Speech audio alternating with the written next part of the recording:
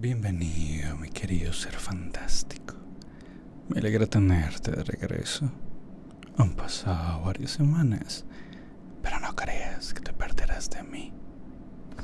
Hoy vamos a continuar con el capítulo número 4 de Drácula de Bram Stoker. Capítulo 4. Diario de Jonathan Harker. Continuación. Cuando me desperté, estaba en mi casa. No sé si lo he soñado o el conde me llevó hasta allí. Traté de conformarme con alguna explicación, pero no pude llegar a ninguna conclusión incuestionable. En realidad, había ciertos pequeños indicios, tales como que mis ropas estaban plegadas y colocadas de una forma distinta a aquella en que yo suelo hacerlo. Mi reloj estaba aún sin dar cuerda y soy muy riguroso en mi costumbre de hacerlo antes de irme a dormir y muchos detalles por el estilo. Pero esas cosas no son pruebas, porque podrían ser solo indicios de que mi mente no estaba como siempre y que por alguna razón u otra había estado realmente muy trastornado. Debo buscar más pruebas. De una cosa me alegro. Si fue el conde quien me llevó hasta allí y me desvistió, debió haberlo hecho muy deprisa porque mis bolsillos están intactos. Estoy seguro de que este diario hubiese sido para él un misterio que habría querido poseer. Lo hubiese cogido o destruido. Cuando recorro esta habitación con la vista, aun cuando he pasado aquí tanto miedo, creo que se ha convertido ahora en una especie de santuario, puesto que nada puede ser más horroroso que esas horribles mujeres que están esperando para chuparme la sangre. 18 de mayo. He bajado para ver esa habitación a la luz del día porque debo saber la verdad. Cuando llegué a la puerta situada en lo alto de la escalera, la encontré cerrada. Alguien la había forzado tanto contra la llamba que parte de la madera estaba astillada. Vi que el perno no estaba echado, pero la puerta se hallaba cerrada por dentro. Me temo que no se trataba de un sueño y debo actuar en consecuencia. 19 de mayo. Estoy en la red. Anoche, el conde me pidió con el tono más suave que le fue posible que escribiese 3 cartas. Una diciendo que mi trabajo allí estaba a punto de acabar y que saldría para casa dentro de unos días. Otra que salía al día siguiente de la fecha de la carta, y la tercera que había abandonado el castillo y que me encontraba en Bistrita. Me hubiese gustado negarme, pero en el estado actual de las cosas sería una locura discutir abiertamente con el conde mientras estoy tan absolutamente en sus manos. Y si me negaba, despertaría sus sospechas y provocaría su ira. Sabe que yo sé demasiado y que no debo vivir porque podría resultar peligroso para él. Mi única alternativa es prolongar la situación actual. Algo puede ocurrir que me dé la oportunidad de escapar. Vi en sus ojos algo de esa cólera que se manifestó en el momento en que apartó a la mujer rubia. Me explicó que los correos eran escasos y poco seguros, y que mi carta tranquilizaría a mis amigos, y me aseguró con tanta insistencia que cancelaría las últimas cartas y que quedarían en Bistrita hasta que su debido momento, por si cualquier circunstancia, prolongara mi estancia. Que oponerse a él hubiese sido crear una nueva sospecha. Por tanto, actué como si compartiera su opinión y le pregunté qué fechas debía poner en las cartas. Hice un cálculo y dijo: la primera carta debería ser del 12 de junio, la segunda del 19 de junio y la tercera del 29 de junio. Ahora sé cuál es mi expectativa de vida. Que Dios me ayude. 28 de mayo. Había una posibilidad de escapar, o en cualquier caso de enviar noticias a casa. Unos cíngaros han venido al castillo y han acampado en el patio. Los cíngaros son gitanos. Tengo algunos apuntos sobre ellos en mi libro. Son propios de esta parte del mundo, aunque están vinculados a los gitanos de otras partes. Hay miles en Hungría y Transilvania, y están casi al margen de la ley. Como regla general, se acoplan a algún gran noble o boyar y se llaman a sí mismos por su nombre. No tienen miedo ni religión, a excepción de alguna superstición, y solo hablan en su propia variante de la lengua gitana. Debo escribir algunas cartas para enviar a casa y trataré de conseguir que las envíen. Ya he hablado con ellos a través de mi ventana para entablar relación.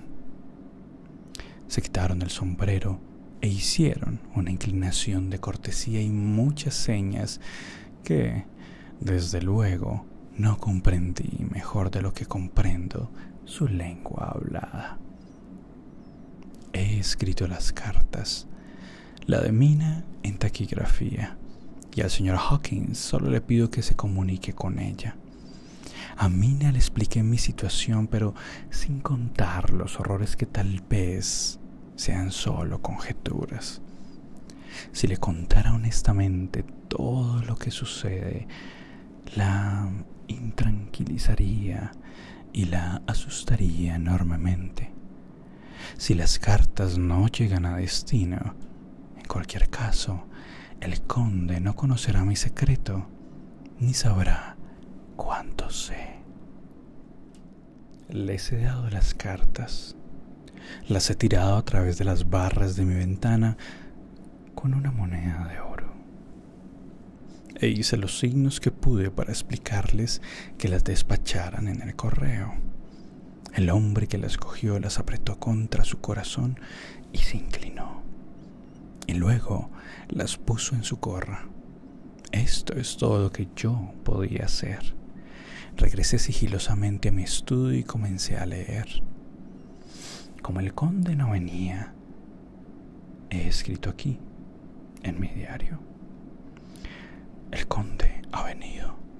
Se sentó a mi lado y dijo con una voz muy suave mientras abría las dos cartas: uno de los cíngaros me ha dado estas cartas, de las cuales obviamente me ocuparé, aunque no sepa de dónde provienen. Veamos. Debe haberlas visto ya. Una es suya, dirigida a mi amigo Peter Hawkins. La otra... En ese momento, al abrir el sobre, vio los extraños símbolos y su cara se ensombreció y sus ojos brillaron de odio. La otra es una cosa horrible, una extravagancia acerca de la amistad y la hospitalidad. No está firmada. Bien, de todos modos, no nos interesa. Y tranquilamente acercó la carta junto con el sobre a la llama de la lámpara hasta que se consumieron. Entonces continuó: desde luego enviaré la carta a Hawkins, puesto que es suya. Sus cartas son sagradas para mí. Perdone, mi amigo, que sin querer haya roto el sello. Podría volver a ponerlo. Me ofreció la carta y con una inclinación cortés me alcanzó un sobre en blanco. Solo pude volver a remitirla y alcanzársela en silencio. Cuando salió de la habitación, oí que gritaba con suavidad la llave. Un minuto más tarde me acerqué, probé la puerta y comprobé que estaba cerrada. Cuando, 1 hora o 2 más tarde, el conde entró tranquilamente a la habitación y me despertó, puesto que me había dormido sobre el sofá.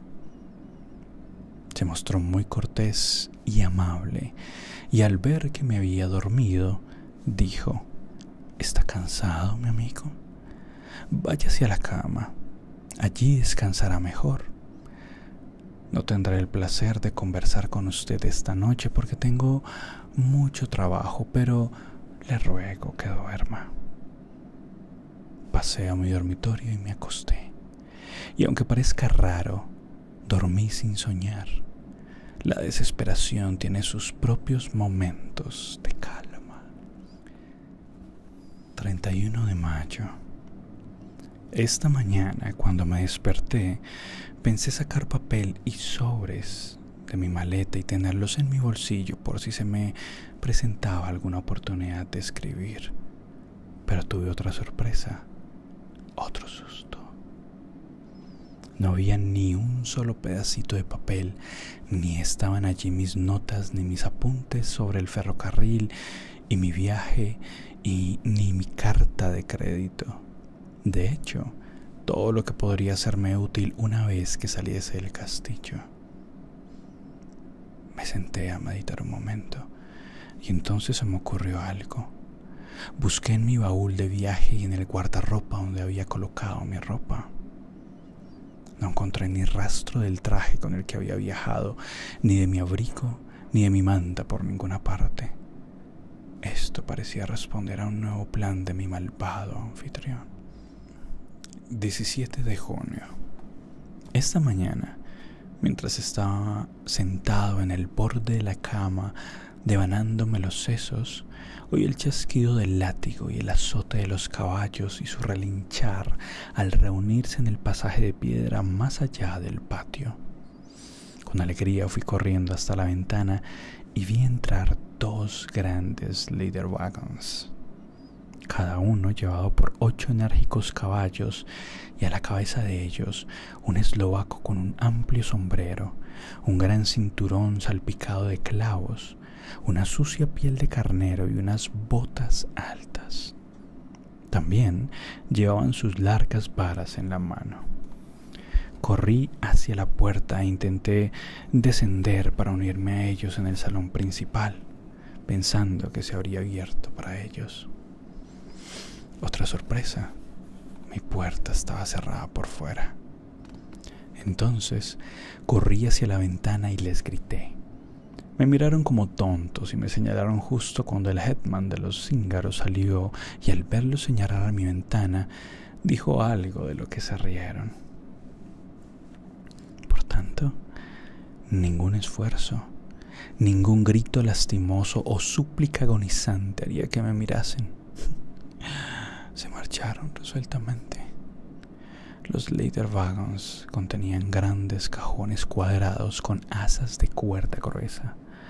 Era evidente que estaban vacíos por la facilidad con la que los eslovacos lo manipulaban y por el sonido que hacían cuando se los movía bruscamente.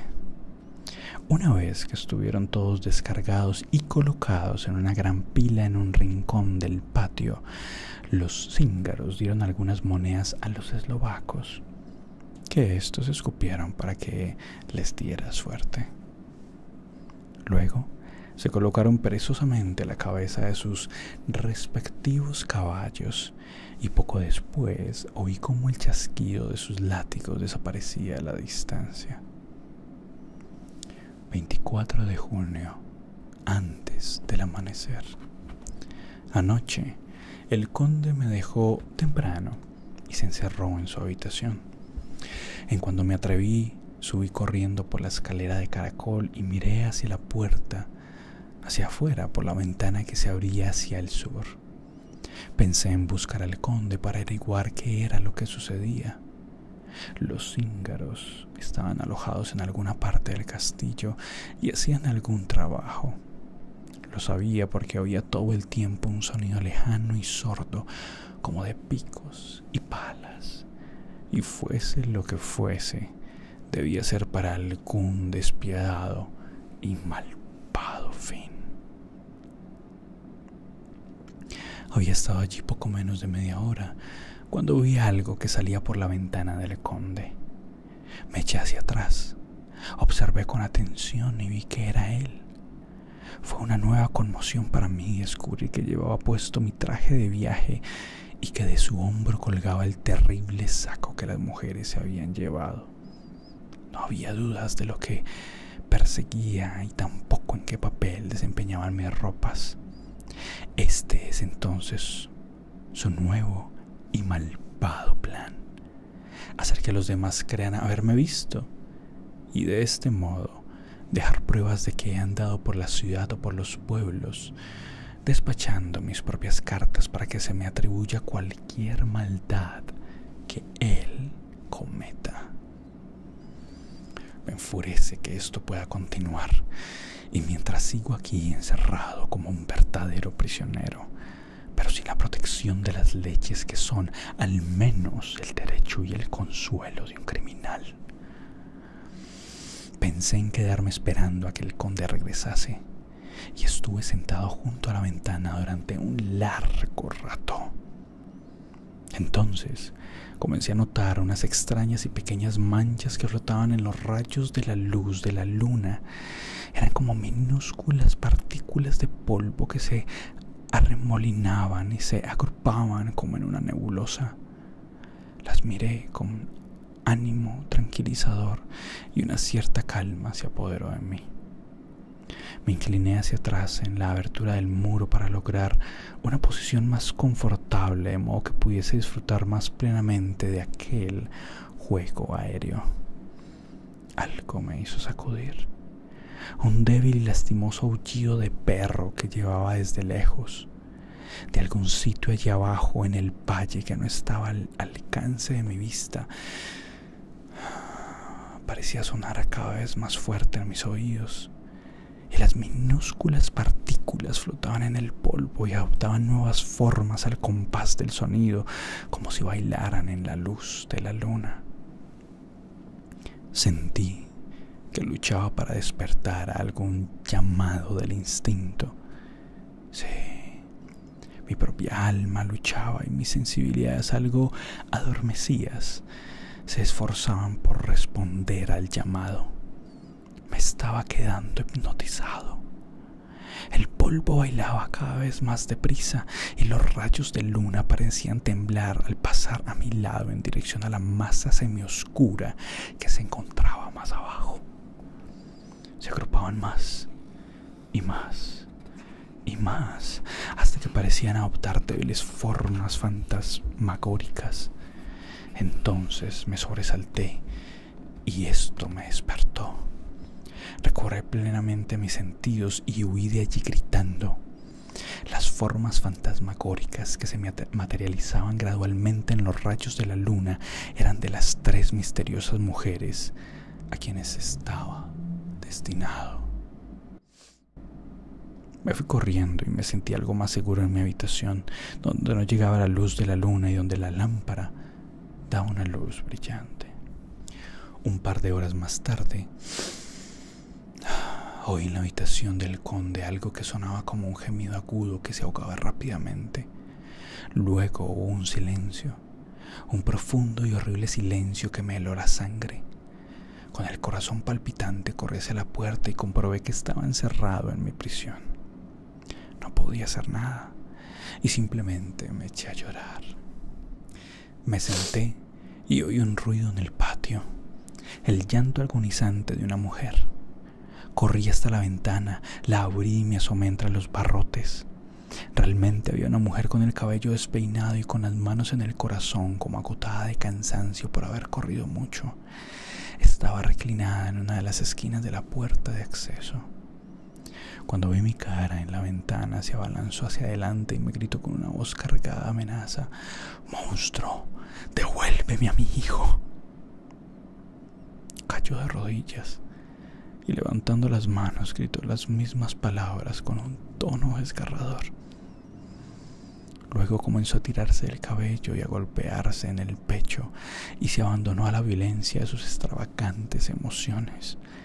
Finalmente se lanzó hacia adelante y aunque yo no lograba verla, podía oír el golpe de sus manos desnudas contra la puerta. En alguna parte encima de mi cabeza, posiblemente en la torre, oí la voz del conde que llamaba con un susurro áspero y metálico. Su llamada parecía ser respondida desde lejos por el aullido de los lobos. Pocos minutos después, toda una manada llegó en tropel como lo hace el agua en abrirse una presa y entraron al patio por la amplia entrada. No hubo gritos de la mujer y el aullido de los lobos fue corto. Poco después se marcharon desordenadamente lamiéndose los labios. No podía compadecerla porque sabía lo que había pasado con su hijo y tal vez estaría mejor muerta. ¿Qué haría? ¿Qué podría hacer? ¿Cómo podía escapar de esta esclavitud de noche, tristeza y miedo? 25 de junio por la mañana. Solo quien ha sufrido de miedo por la noche sabe hasta qué punto puede la mañana ser agradable al corazón y a los ojos. Cuando esta mañana el sol se levantó tan arriba en el cielo que daba en lo alto del gran portal frente a mi ventana, me pareció como si una paloma del arca se hubiese posado allí. Mis miedos desaparecieron como si hubiesen sido una prueba vaporosa y se disolviese en la tibieza del día. Debo tomar medidas de algún tipo durante el día, que es cuando estoy más animado. Anoche, una de mis cartas con fecha adelantada fue al correo. La primera de esa serie fatal que borrará de la tierra todo rastro de mi existencia.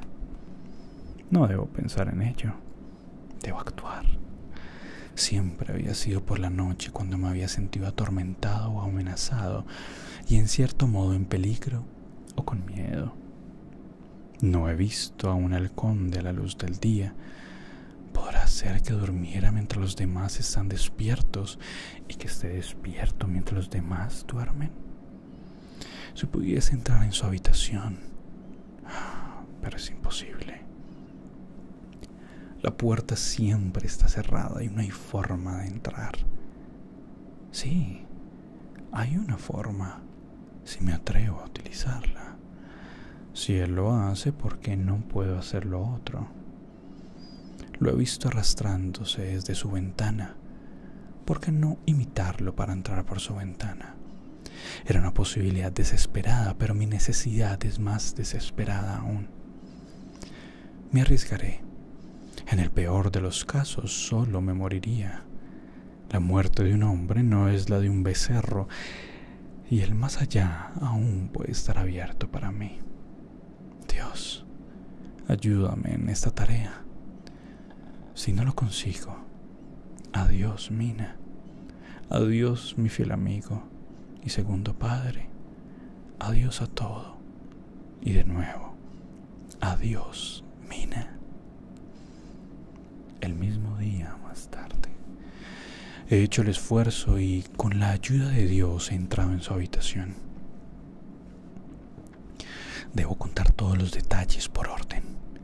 Me dirigí con todo mi coraje aún intacto, directamente hasta la ventana del lado sur, y de inmediato llegué a la estrecha repisa que corre de ese lado alrededor del edificio. Las piedras eran grandes, estaban cortadas toscamente y el mortero que las unía se había desprendido por el paso del tiempo. Me quité las botas y en mi desesperación me atreví a salir. Miré una vez hacia abajo para estar seguro de que una mirada fugaz a la temida profundidad no me sobrecogería. Pero después aparté los ojos de ella. Conocía muy bien la dirección y la distancia a la ventana del conde y me dirigí hacia allí como pude, una vez consideradas las posibilidades que tenía.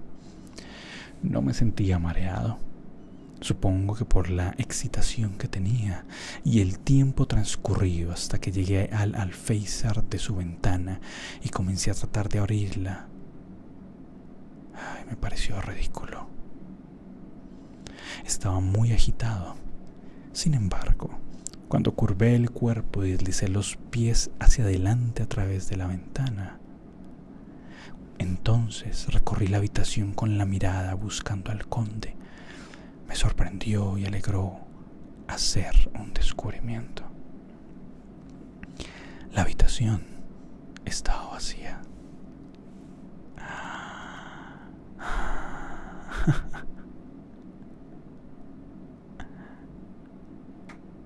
Apenas estaba decorada con cosas raras que parecían no haber sido nunca usadas. La decoración parecía ser del mismo estilo que la de las habitaciones del ala sur y todo estaba cubierto de polvo.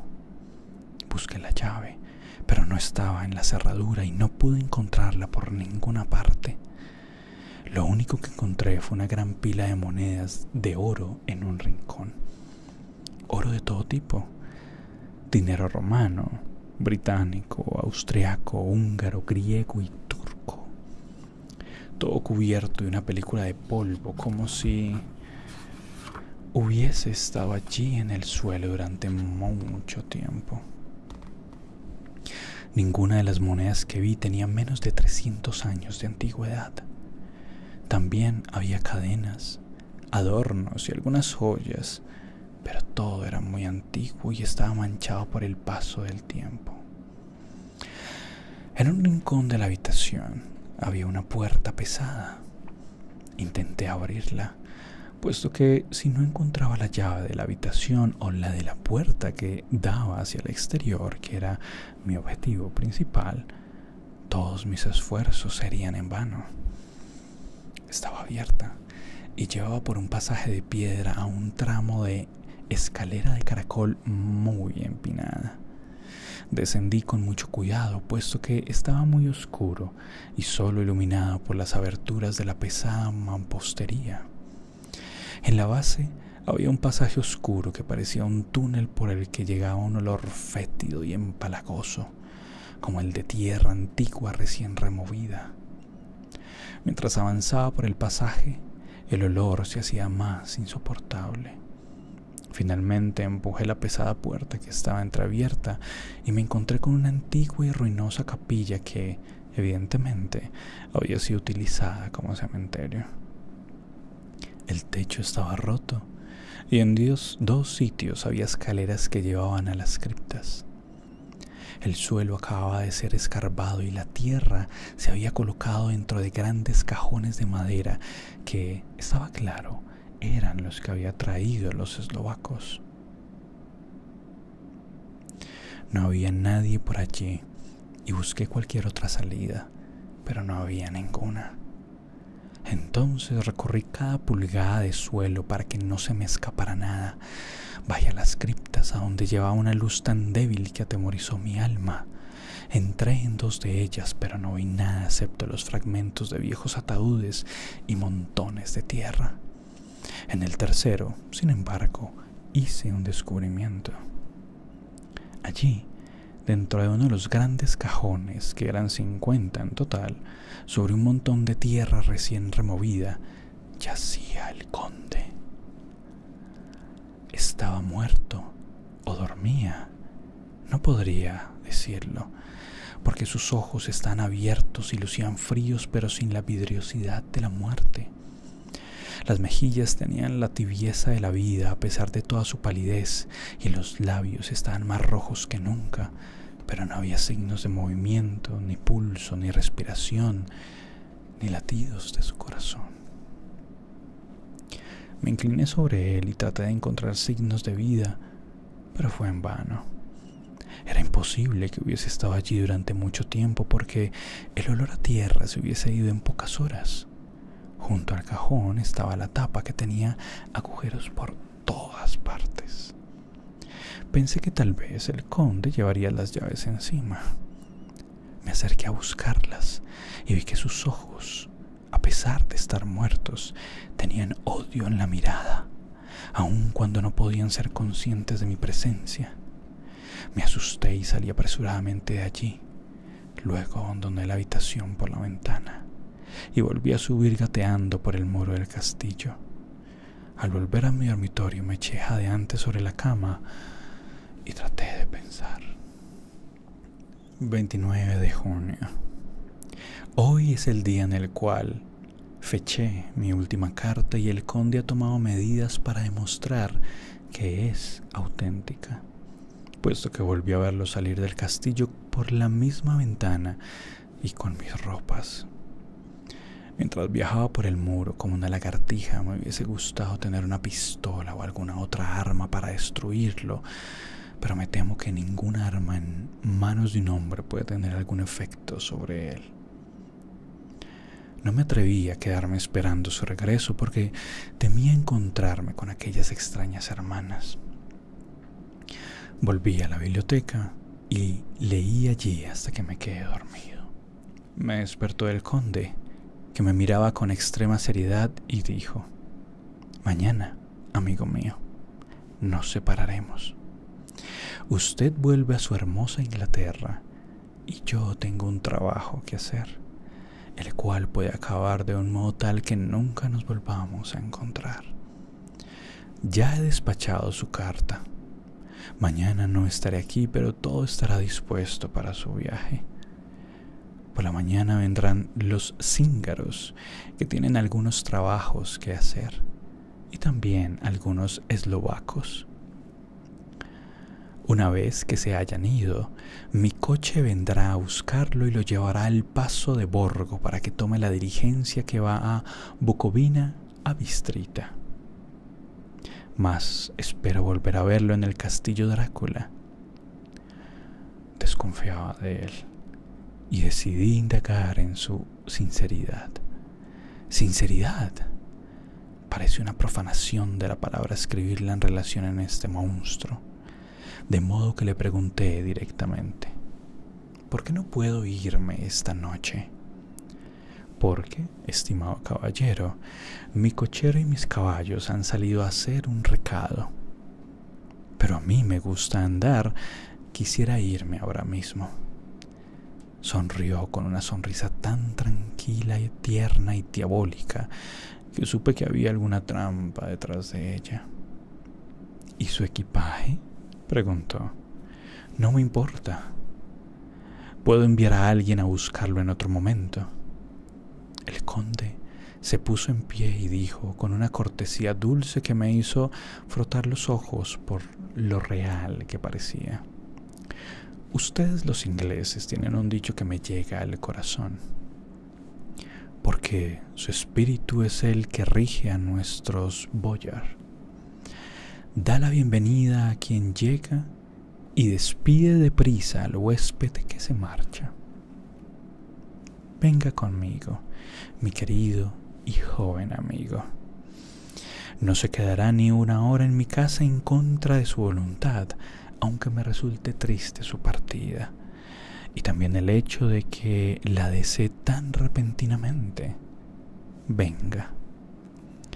Con una seriedad majestuosa, él mismo con la lámpara me precedió en nuestro descenso por la escalera y a lo largo del salón. De repente se detuvo y dijo: escuche. Desde muy cerca llegaba el aullido de los lobos. Era casi como el sonido hubiese surgido al levantar su mano, y exactamente como la música de una gran orquesta parecía responder a la batuta del director. Después de una pausa breve, procedió con toda su majestuosidad hasta abrir la puerta. Quitó los cerrojos, descolgó las pesadas cadenas y comenzó a abrirla. Con gran sorpresa vi que no estaba cerrada con llave. Con muchas sospechas busqué con la mirada, pero no vi llave alguna. Mientras la puerta comenzaba a abrirse, el aullido de los lobos se hacía cada vez más fuerte y furioso. Y con sus fauces rojas, con los dientes apretados y sus patas toscamente cubiertas al saltar, entraban por la puerta abierta. Sabía que luchar contra el conde en ese momento no tenía sentido. con esos aliados a sus órdenes, no podía hacer nada. Pero la puerta seguía abriéndose lentamente y solo el cuerpo del conde estaba en el vano. De repente me estremeció la idea de que tal vez ese era el momento y los medios que había elegido para mi muerte iba a ser entregado a los lobos y por mi propia instigación. Había una maldad diabólica en la idea que era lo suficientemente importante para el conde y como última oportunidad grité: «Cierre la puerta, esperaré hasta mañana». Y me cubrí la cara con las manos para esconder mis lágrimas de amarga decepción. Con un movimiento de su poderoso brazo, el conde cerró la puerta y los grandes cerrojos sonaron e hicieron eco por el salón como si se hubiesen disparado de vuelta a su sitio. Volvimos a la biblioteca en silencio y 1 minuto o 2 más tarde me fui a mi habitación. Lo último que vi del conde Drácula fue su beso en mi mano, la luz roja de triunfo en sus ojos y una sonrisa de la que se enorgullecería el mismo Judas en el infierno. Estaba a punto de acostarme cuando me pareció oír un susurro detrás de la puerta. Me acerqué muy suavemente y escuché. A no ser que mis oídos me engañasen, era la voz del conde. «Atrás, atrás, volved a vuestro sitio. Todavía no ha llegado vuestro turno. Esperad, tened paciencia. Mañana por la noche será vuestro». Un suave murmullo de risas dulces.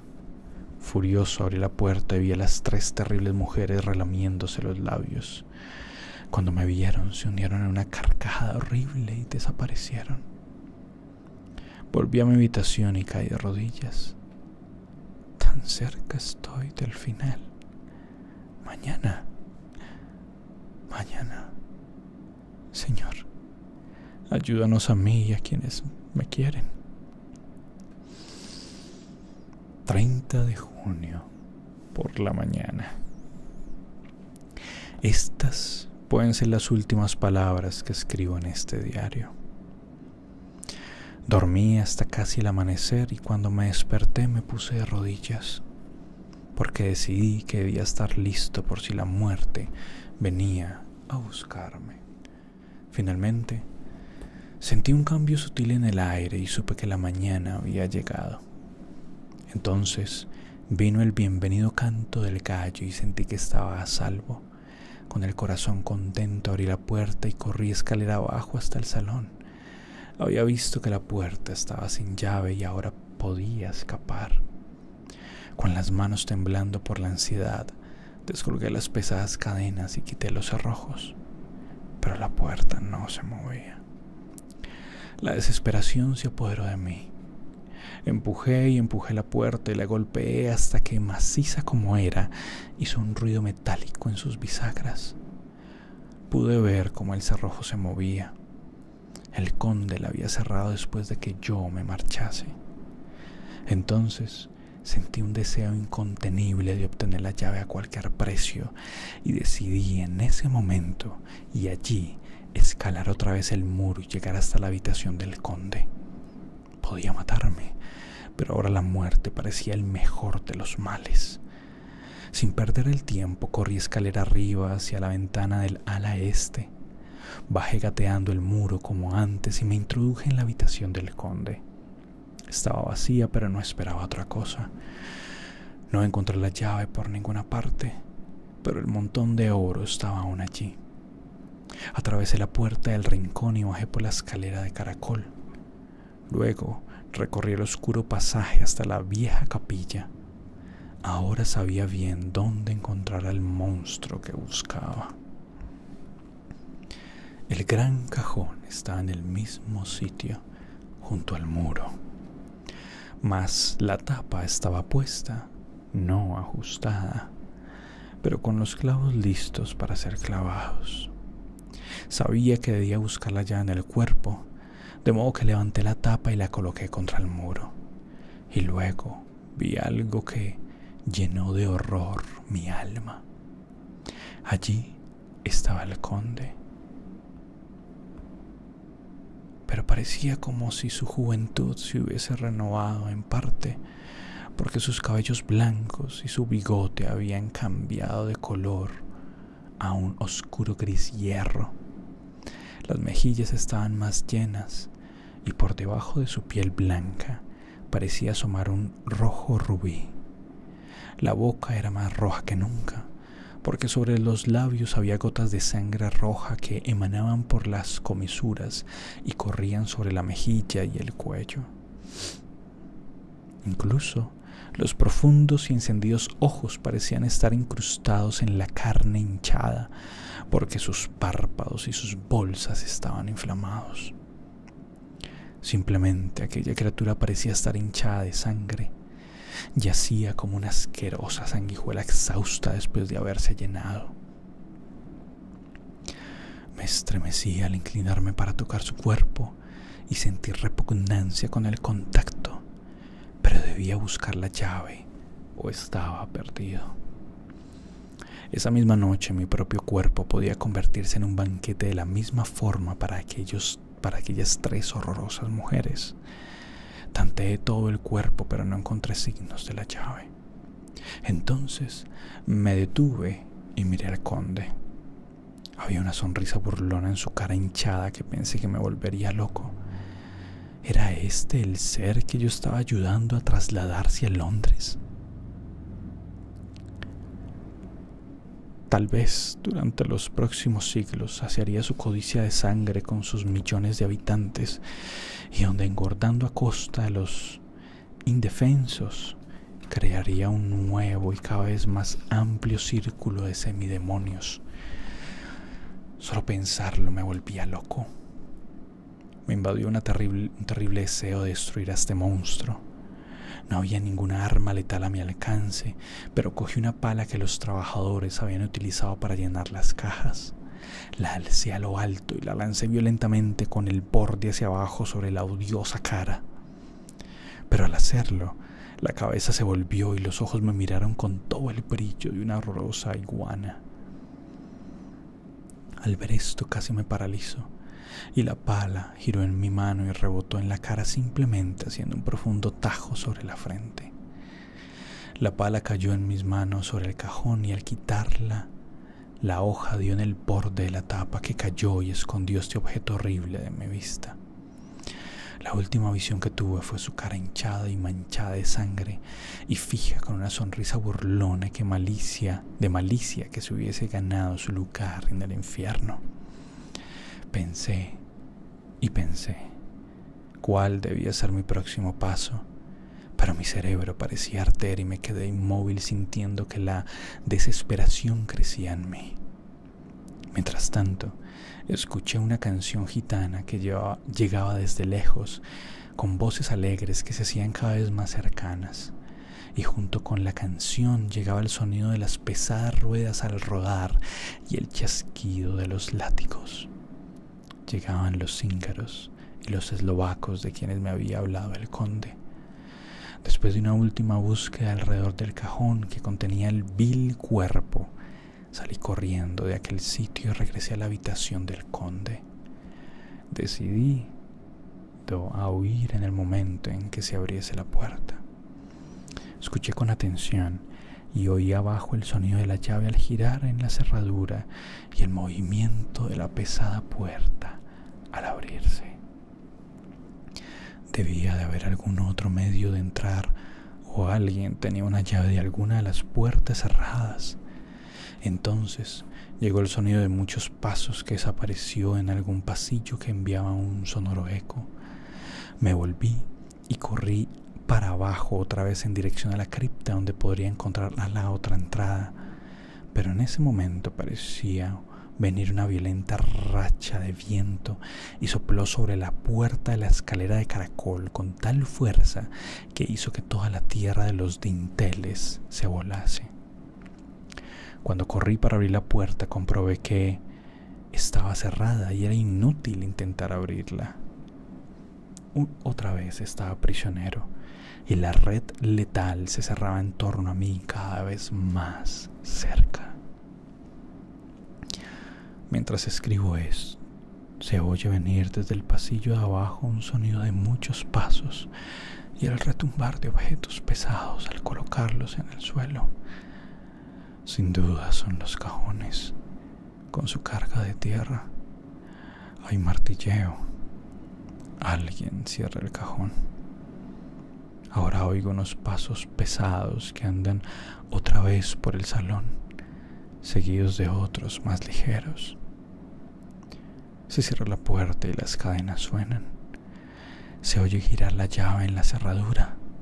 Puedo oírla girar. Entonces se abre otra puerta y se cierra. Oigo el crujido del cerrojo de la cerradura. Escucho. En el patio y por el camino rocoso van las pesadas ruedas. Se oye el chasquido de látigos y el coro de los cíngaros al pasar la distancia. Estoy solo en el castillo con esas horribles mujeres. No, Mina es una mujer y no tiene nada en común con ella. Son diablos del infierno. No me quedaré solo con ellas. Trataré de escalar el muro del castillo hasta donde nunca me he atrevido. Me llevaré algunas monedas de oro por si las necesito más tarde. Es posible que encuentre la forma de salir de este horrible sitio. Y luego me iré a casa. Me iré con el tren más rápido y más próximo. Me iré de este sitio embrujado, de este paraje maldito donde el diablo y sus hijos andan aún por tierra. Al menos la misericordia de Dios es mejor que la de esos monstruos. Y el precipicio es escarpado y alto. A sus pies se puede dormir como un hombre. Adiós a todos.